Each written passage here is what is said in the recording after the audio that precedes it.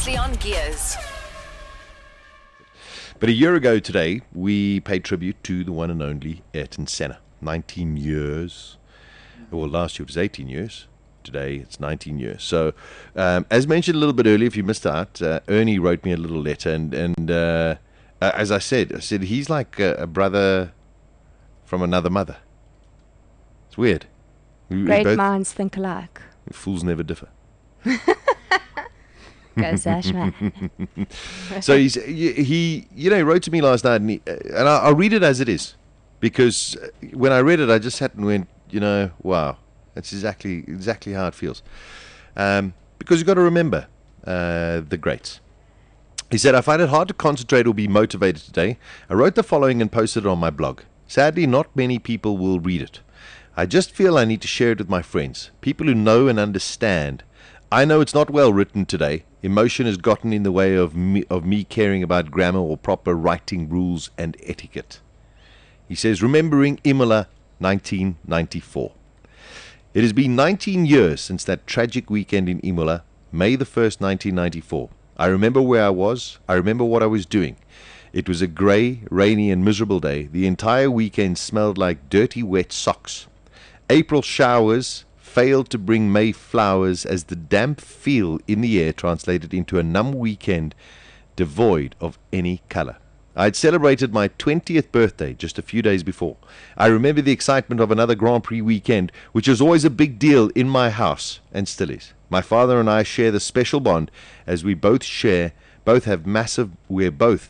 massive motorsport fans. In fact, I credit my father for my passion for everything that goes fast, especially on wheels.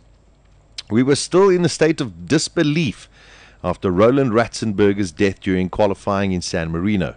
It had been the third F1 driver death in the span of a decade or so.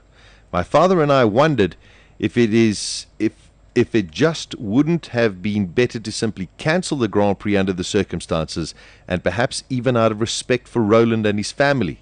Reluctantly, I would imagine the decision to continue was taken. Ratzenberger sat helplessly in his car as a passenger. His front wing broke off and lodged itself beneath his race car underneath the heavy load of the back straight. It had been damaged on the previous lap. Failing to manipulate the direction of his car, he slammed into the wall at over 300 kilometers an hour. The Austrian crashed out qualifying, pushing harder and harder to gain that last grid spot for his Simtech team. He eventually succumbed to his skull fracture injuries. If any of you watched the Malaysian Grand Prix, you may have witnessed a similar incident when Alonso's wing wedged itself underneath the Spaniard's front wheels. It too had become detached after contact on the previous lap. A decision not to pull the double world champion into the pits to replace the broken wing luckily did not cost Alonso his life. A foolish call.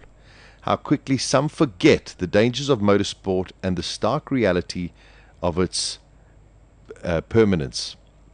This decision to continue with San Marino still haunts us all.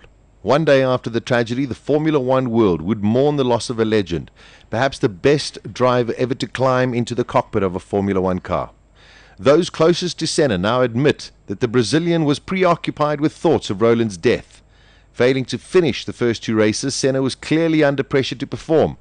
Up to even moments before his passing, thoughts of Roland's death, Barrichello's massive crash, and the accident at the start of the San Marino Grand Prix must have been an enormous weight on Senna's mind.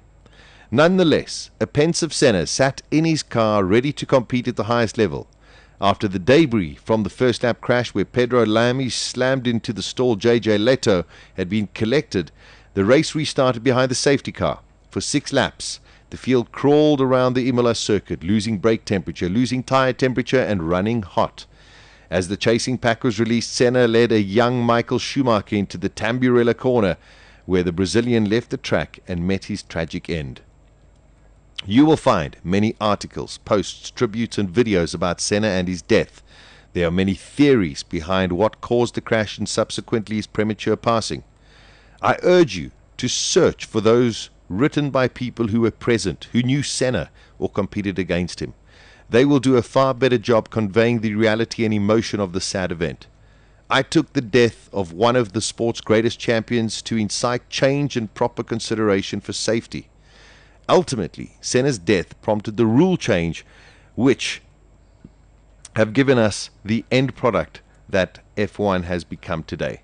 I will never forget that day. I will never forget hearing the words, Formula One's Ayrton Senna has been pronounced clinically dead, which were uttered by a local news broadcast.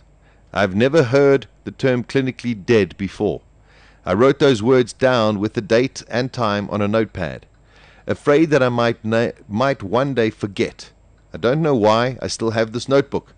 I've once opened it again to that page. I find it difficult to write this without stirring up emotions. I was not a big fan of Senna during his time in Formula One. I was selfishly and naively wishing my favorite to win. I could say it now, I was just too bloody stupid to realize the greatness that I had been witnessing.